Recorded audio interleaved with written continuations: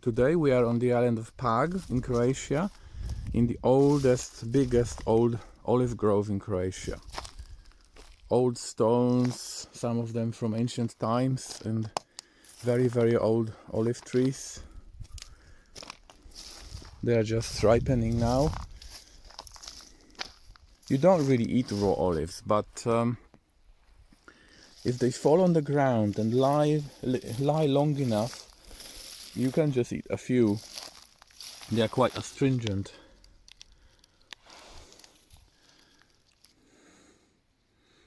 I always pick a few and eat. Look, these are the swollen roots of Leontodon tuberosus, the tuberous hawkbit, which are edible even raw. You can just dig them out and eat them, like radishes or carrots. Only they can survive because of the rocks, because there's rocky terrain and mice and voles cannot go between the stones. Otherwise they would happily eat them. In this part of Croatia people don't eat this plant, but it is eaten, for example, on the island of Caerulescens. Mainly the leaves, but people know that these roots are edible as well.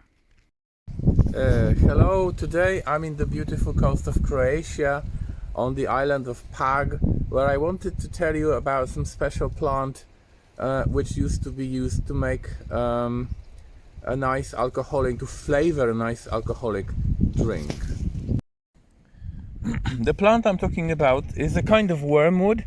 Its Latin name is Artemisia caerulescens, bluish wormwood. It used to be called Artemisia maritima. Here in Croatia it's called morski pelin, means sea wormwood.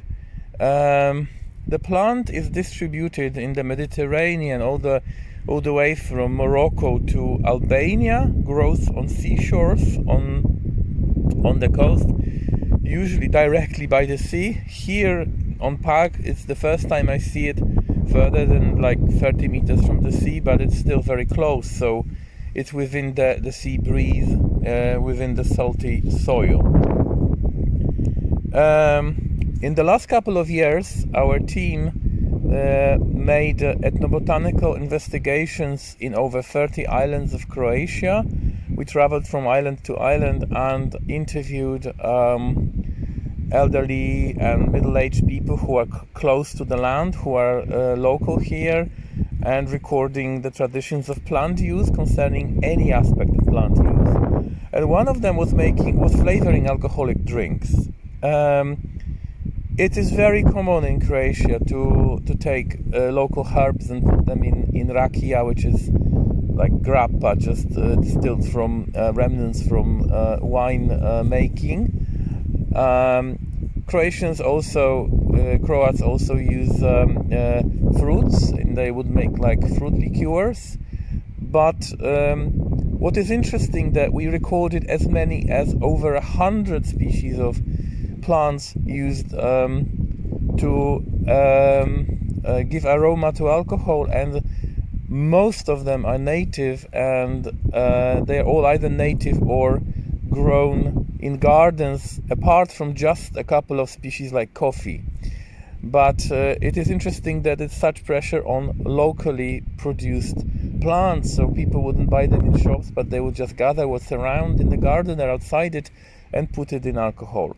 And this is one of the plants, and actually the tradition of making rakia with this plant occurred only in one island, on the island of Cres, and only a few people now remember it, and only one lady still makes it. It's quite a rare plant, so I don't encourage you to collect it. Similar traditions of using strange Artemisia species occurred in the Alps, like northern Italy, for example, and the surrounding regions.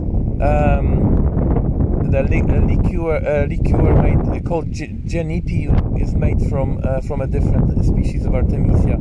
So there are these Artemisia drinks going around in Europe. Of course, we have wormwood, Artemisia absinthium, which was used to make absinthe and vermouth wines. But this is like a rarer species. People in Ceres also told me that the same plant was used in Venice to make a drink called Sandonego. I'm really interested in if you heard about it, if you come from Venice or around, if you know this kind of drink, because I can't find any information on the internet about it. So to sum up, just the tradition from one island. On this island, on Pag, I haven't found anyone using this plant, but it's very abundant here.